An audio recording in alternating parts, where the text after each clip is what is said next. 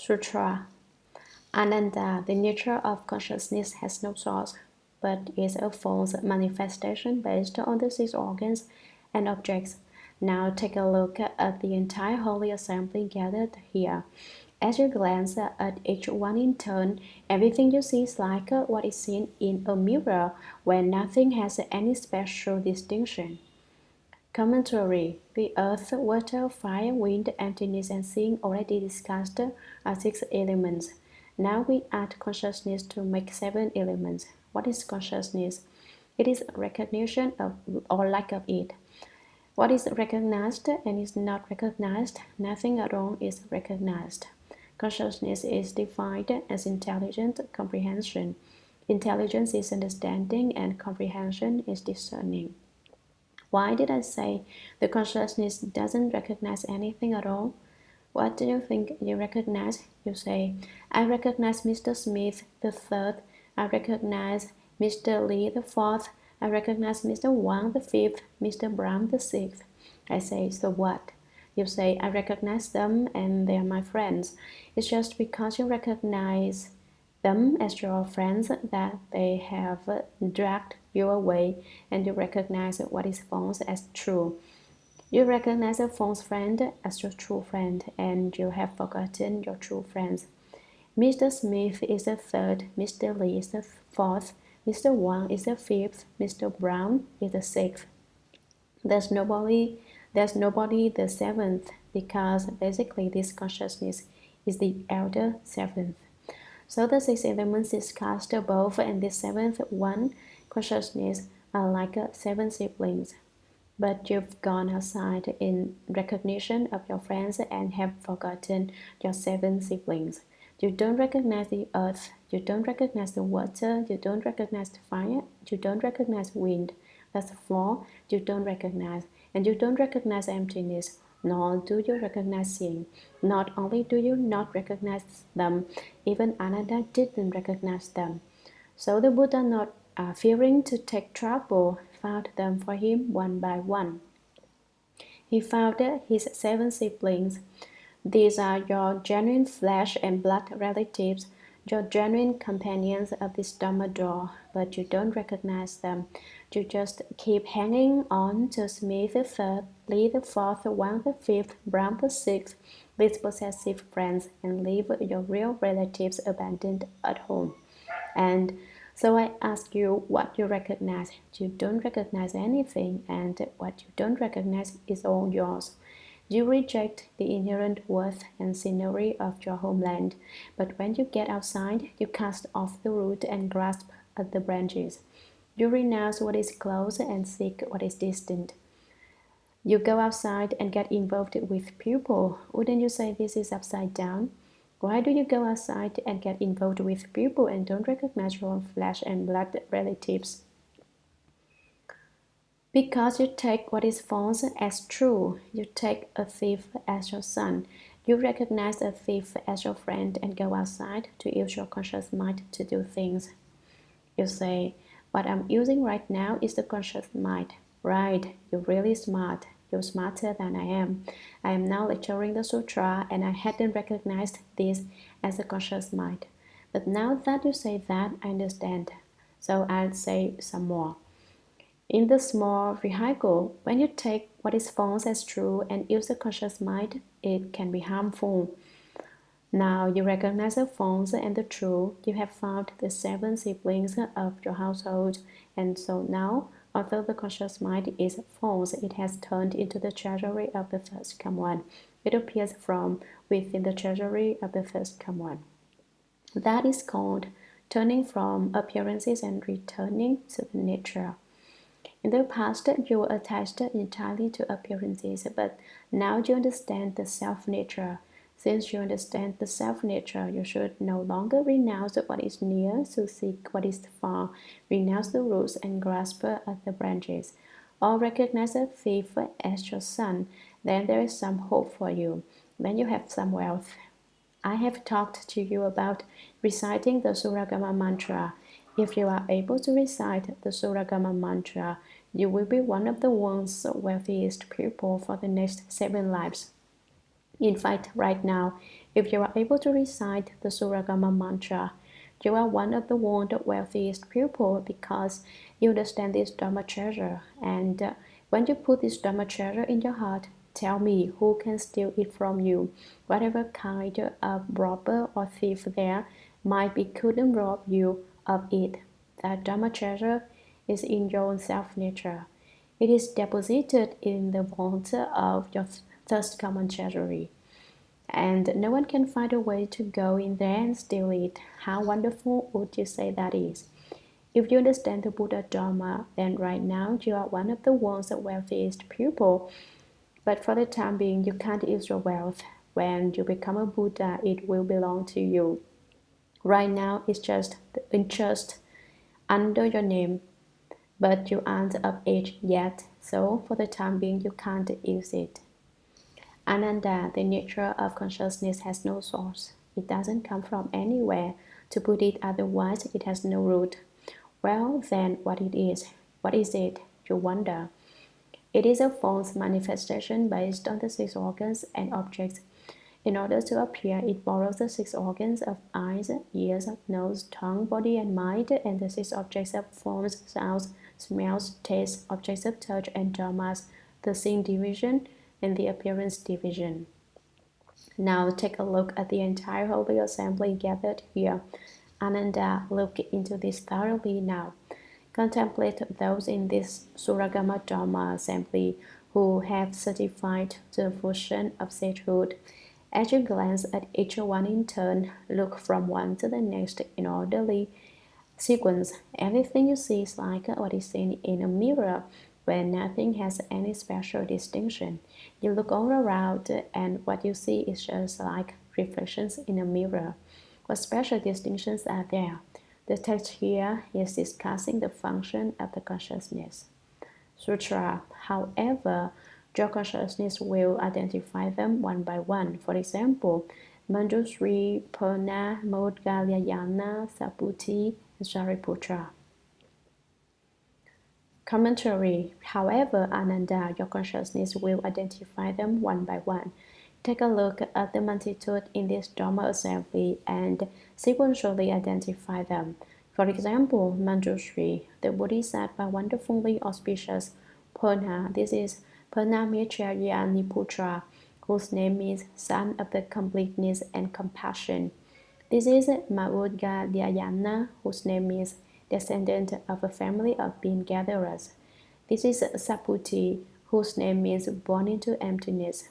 Why is Saputi called born into emptiness? Because when he was born, all the treasures in the storehouses disappeared. That doesn't mean they were stolen by thieves. All the storehouses were very secure and locked tightly, but the treasures inside were gone. So he was called born into emptiness. After 7 days had passed, all the treasures reappeared, so he is also called good appearance. His father went to a diviner to have his son's horoscope read, and the reading was both good and lucky. So he was also called auspicious and good. Those were his three names. This is Shariputra. Who was Shariputra? He was the one who out-debated his uncle while he was still in his mother's womb. His uncle was frightened by the thought of what his nephew would be like after he was born, and he felt that he would really lose face if he was defeated in debate by his nephew. So he went around India to study all kinds of theories, and he came back to debate with his nephew. But his nephew had already left the home life under the Buddha. The uncle wanted to steal his nephew back, so he challenged the Buddha to a debate. Who would have guessed that he'd be defeated without winning a single round? He was beaten at his own game. Sutra. Does the discerning faculty of the conscious mind come from seeing, from forms, or from emptiness, or does it arise suddenly without a cause? Commentary. Does the discerning faculty of the conscious mind. The consciousness has a comprehending nature. It comprehends and discriminates all appearances, but from where does the basic substance of consciousness arise? Where does it come from? What is the mother of consciousness? Does it come from seeing? Is seeing the mother of consciousness? Is the ability to see the mother of consciousness? Does it arise from forms? Are things with form and appearance the mother of consciousness? Does it arise from emptiness, or is empty space the mother of consciousness? Ultimately, what is its mother? Or does it arise suddenly without a cause? Or is it born suddenly without a mother? Are there things in the world which suddenly come into being without a mother? Where does the consciousness come from? Sutra. Ananda, supernatural consciousness, came from seeing. If there were no brightness, darkness, form, and emptiness, if these four did not exist, you could not see. With seeing non-existent, what would be the origin of your consciousness? Commentary. Ananda, supernatural consciousness, came from seeing. Suppose the nature of the substance of your consciousness was born from seeing. If there were no brightness, darkness, if the two appearances of light and darkness did not exist, form and emptiness, if nothing existed that had a nature which is visible, and if there were no emptiness, if these four did not exist, if these four causes and conditions did not exist, you could not see. Your seeing would not exist either. Without light, darkness, form, or emptiness, you wouldn't have any seeing. With seeing non-existent, what would be the origin of your consciousness? If the mother does not exist, how can the child be born? So the consciousness does not arise from seeing. Sutra. If your consciousness arose from form rather than from seeing, it would not see either in brightness or in darkness. In the absence of brightness and darkness, it would not see form or emptiness either. In the absence of form, where would your consciousness come from? Commentary. If your consciousness arose from form rather than from seeing, it has just been established that consciousness is not born from seeing. Perhaps then you say that it arises from appearances. In the absence of brightness and darkness, if it does not come from seeing, it cannot see light or darkness. Therefore, it does not see form or emptiness either. If it can't see light or darkness, how can it see form, appearances, or emptiness? In the absence of form, where would your consciousness come from? If there are no appearances to be its mother, where does the child called consciousness come from? Tell me. Sutra. If it came from emptiness, it is neither an appearance nor the seeing. Since it does not see, it is unable by itself to discern brightness, darkness, form, or emptiness. Since it is not an appearance, it is in itself devoid of external conditions. Therefore, there is no place for seeing, hearing, awareness, and knowing to be established. Commentary. If it came from emptiness, you might say that the mother of consciousness is simply emptiness. In that case, it is neither an appearance nor the seeing. There isn't any appearance and there isn't any seeing. Since it does not see, it is unable by itself to discern brightness, darkness, form, or appearance, form or emptiness. Without any discriminations, it cannot know them at all. Since it is not an appearance, it is in itself devoid of external conditions. If there are no appearances, conditions are also extinguished. There are no conditions at all. Therefore, there is no place for seeing, hearing, awareness, and knowing to be established. And since there is no seeing, hearing, awareness, or knowing, the situation is just as already explained. Without the mother, there's no way the child can be born. Sutra. Since its location is devoid of these two, the consciousness that arises from emptiness would be the same as non-existent. Even if it did exist, it would not be the same as a thing. Even if your consciousness came forth from it, how would it discern anything? Commentary. Since its location is devoid of these two, the consciousness that arises from emptiness would be the same as non-existent. If you propose that it comes from emptiness, it would be devoid of the ability to see or of an appearance of its own. So if it is from emptiness, it is the same as non-existent. It is incorrect to be on the side of existence and incorrect to be on the side of emptiness. If you can see it, no consciousness is born from it. If you can't see it, if you don't see anything at all, how can there be consciousness? If it were to arise from emptiness, it would not exist. And if it doesn't exist, how can a consciousness come forth from it? Even if it did exist, it would not be the same as the thing. You may say that it exists, that it is produced from something that exists, but it's not like a physical object. You can't see it, so what is it? Even if your consciousness came forth from it, supposing that your consciousness arises from emptiness, how would it discern anything?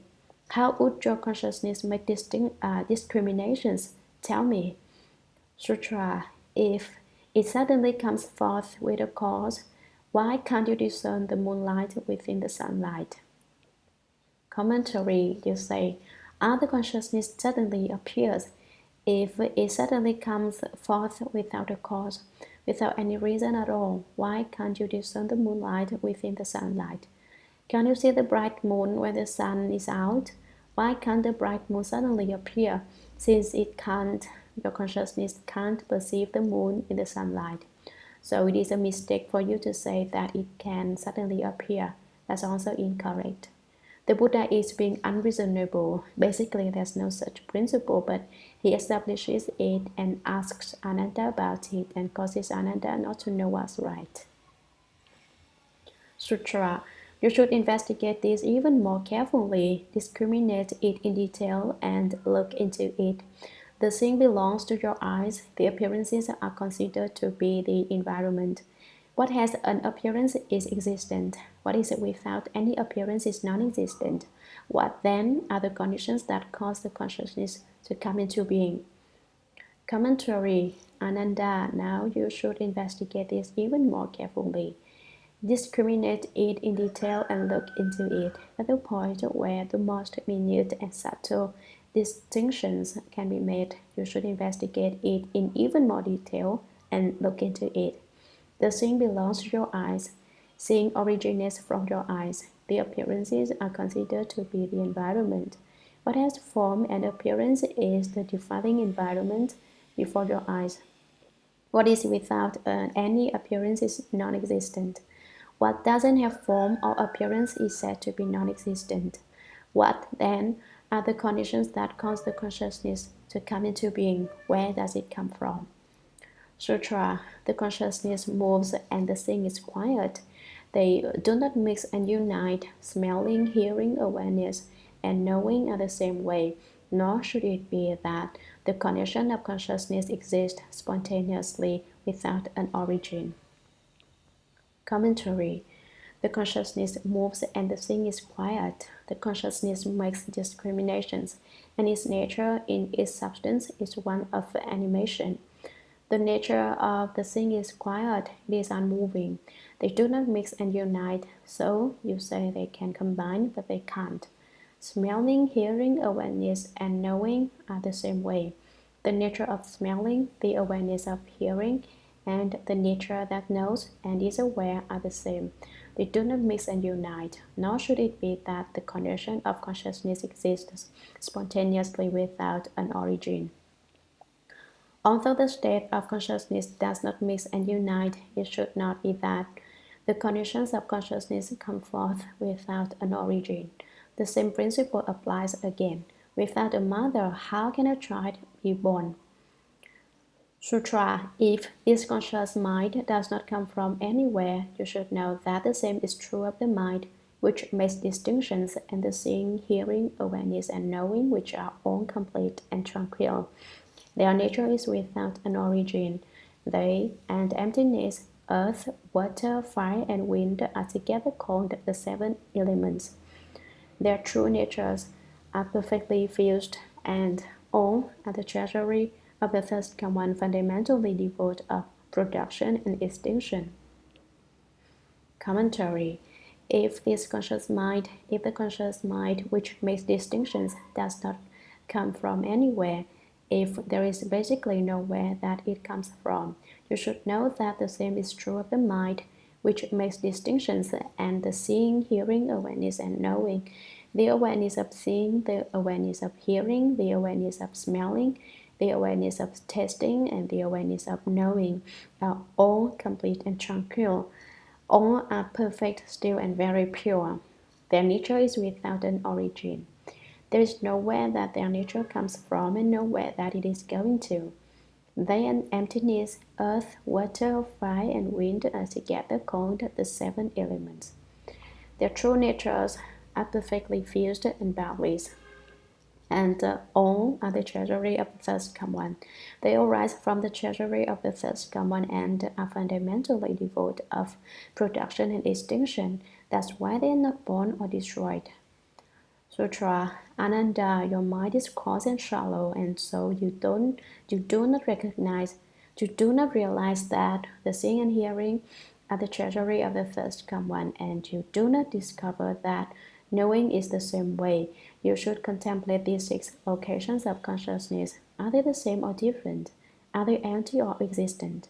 Are they neither the same nor different? Are they neither empty nor existent? Commentary: Ananda, your mind is coarse and shallow. The Buddha admonishes Ananda again. Your thoughts are too coarse, too superficial. Coarse means not subtle, heedless. It means he doesn't stop and think or look into things. He doesn't investigate things. He's too impulsive and reckless and slapdash when he does things. The word shallow refers to his mind, the mind which is the opposite of his deep mind. Later, Ananda says, I offer this deep thought to those who are as countless as the motes of dust of the Buddha lands, to repay the kindness shown me by the Buddha. But now, his mind is shallow, it's not his deep mind. It means he is not paying close attention to what is going on. And so you do not realize that the seeing and hearing and smelling, tasting, awareness, and knowing, their nature and capabilities are the treasury of the first come one.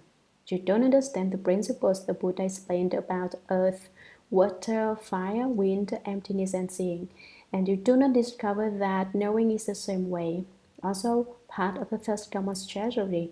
You don't comprehend that they are all functions of the treasury of the first come one. You should contemplate these 6 locations of consciousness.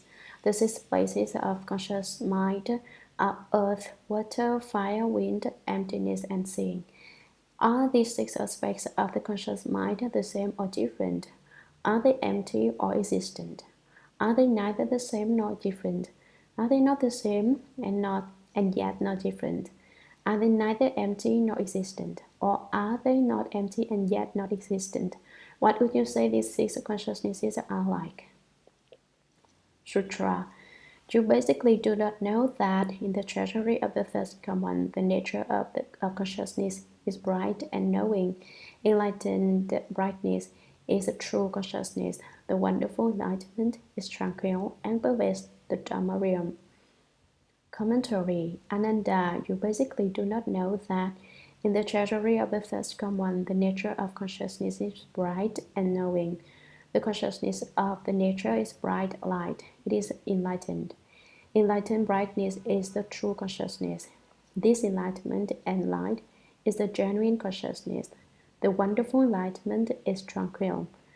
The inconceivable substance of enlightenment is tranquil and pure and pervades the Dharma Realm. Sutra: It encompasses the emptiness of the 10 directions and issues forth in it. How can it have a location? Commentary: The consciousness encompasses the emptiness of the 10 directions and issues forth in it. Encompasses means it contains the emptiness. Issues forth means it flows forth in emptiness. Containing and flowing forth in the emptiness of the 10 directions. The consciousness is everywhere. How can it have a location? How can it be in a certain direction or have a certain location?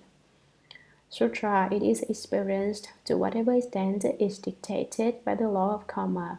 Ignorant of this fact, people in the world are so deluded as to assign its origin to causes and conditions, or to spontaneity. These mistakes, which arise from the discriminations and reasoning processes of the conscious mind, are nothing but the play of empty words which have no real meaning. Commentary. It is experienced to whatever extent is dictated by the law of karma, in accordance with the karmic response of living beings. These various retributions arise. Ignorant of this fact, people in the world, adherents to external paths, of the provisional vehicles and of the small vehicles, and ordinary people, those who have no wisdom, are so deluded as to assign its origin to causes and conditions. They wonder if this doctrine is part of the doctrine of causes and conditions.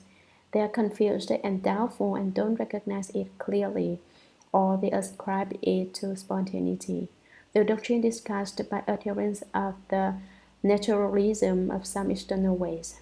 These mistakes, which arise from the discriminations and reasoning processes of the conscious mind. This is entirely the conscious mind making discriminations and calculations, functioning on that level, and nothing but the play of empty words which have no real meaning.